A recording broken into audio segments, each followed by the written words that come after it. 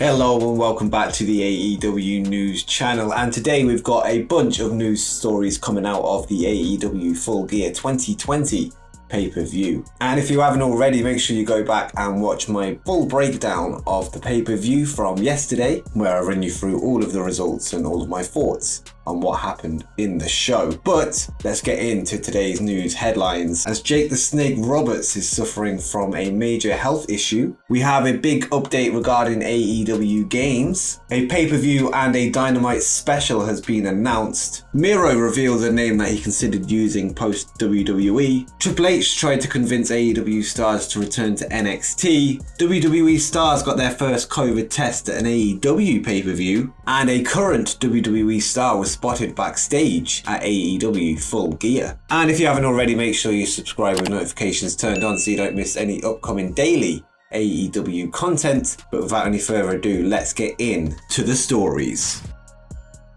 Recently, Jake Roberts appeared on the Nothing Beats Experience podcast and revealed that he is suffering from a chronic obstructive pulmonary disease. And apparently he was diagnosed with this on the night that his client Lance Archer tested positive for COVID-19. Jake said that he originally thought that he was suffering from COVID-19 as well before the lung problem was diagnosed. And he went on to say how the disease is hereditary and that his cigarette smoking had contributed to the condition getting worse. And he went on to say that when I don't get the right amount of oxygen in my blood, if I talk for 20 seconds, I'm done. I can't go anymore. This is something I'm going to have to work with for the rest of my life. And if you look back at the recent AEW shows where Lance Archer and Jake Roberts have appeared together, you can see that Jake Roberts is actually talking less and Lance Archer is starting to speak a little bit more than what he did at the start. So this seems like an obvious transition. Be interesting to see whether Jake sticks around on AEW TV, and hopefully he does. Of course, you want to see him stay in work as long as possible. Of course, we want to wish him well in this battle. So recently, AEW and Tony Khan have announced two big shows coming up. Firstly, in January, we're going to be seeing the AEW Beach Break Dynamite special, and of course this will be instead of last year's Bash at the Beach, and we're going to be seeing AEW Revolution 2021, and this show will be going down on the 27th of February next year. So yeah, two big shows there announced. And Tony Khan also spoke about how we've got some really big Dynamites coming up and some big events in December, so stay tuned for news on those. But yeah, let's move on to the next story.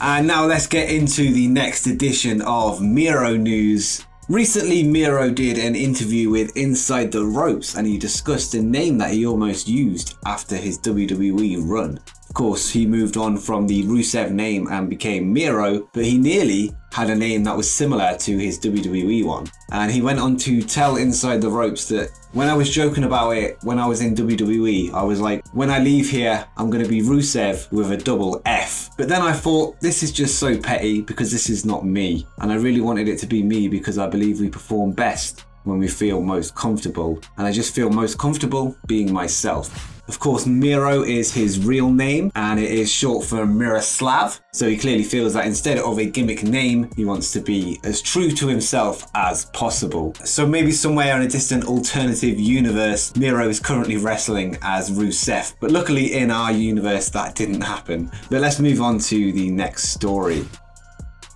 So according to FTR, towards the end of their WWE run, Triple H was trying to convince them to stay with the company and go back to NXT. Of course, we know they weren't happy in the company and they eventually left to join AEW, but Dax Harwood told TalkSport that there were talks with us and Triple H to go back to NXT and they tried very hard to keep us. It was all professional and all respectful and we were very gracious of the offers we got and to what Triple H was going to provide for us. But ultimately, we knew that our time in WWE was over at that time. And we owe professional wrestling something, and that's not just because of monetary reasons, but because of what it has done for us in the past as kids, growing up into adults and being able to provide for ourselves and our families. If we stayed with the uncertainty that would have been for the revival, we would have done a disservice to ourselves and professional wrestling.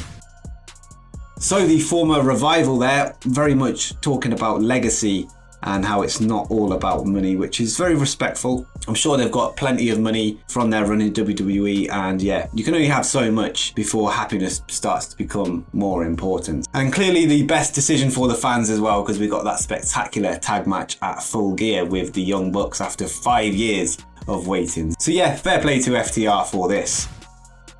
So in our next story, according to Fightful Select, a number of WWE stars received COVID-19 tests as part of AEW's safety protocols. And apparently they visited the AEW Double or Nothing pay-per-view, and this was when WWE only gave temperature checks rather than actual tests. And a part of the procedure of getting into the show for AEW involved getting a test, and these were likely the first tests these WWE stars went under. But yeah, this is pretty shocking considering that they work for WWE and had been presumably working on WWE shows, but were putting themselves and their families' health at risk by doing so. Of course, on a recent report that we ran, MIRO stated that he thought he was fired due to being outspoken about the lack of protocol when it comes to COVID towards the start of the pandemic. And clearly he wasn't the only one that was upset, as he wouldn't have been holding a meeting with himself.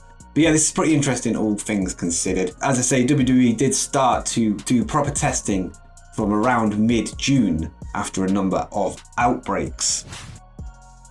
And speaking of WWE wrestlers appearing backstage at AEW shows, over the weekend at the Full Gear pay-per-view, a WWE wrestler was spotted in the background of an AEW wrestler's Instagram video. On the Instagram of Big Swole, she posted a clip, and Cedric Alexander was spotted in that clip. Of course, Cedric being her husband in real life, him there keeping her company during the event. And clearly this isn't too uncommon based on the previous story. But yeah, I thought this was quite interesting, and I wonder how WWE feel about this, and how more specifically Vince McMahon feels about his wrestlers being backstage at AEW. That would certainly be an interesting discussion to have with him, and I wonder whether he has given the okay for this to happen. But let me know what you think in the comments down below. But that's it for today's AEW news. Hopefully you enjoyed the video, and if you have, make sure you subscribe and notifications turned on so you don't miss any upcoming daily AEW content, and why not drop a like while you're down there. But until next time,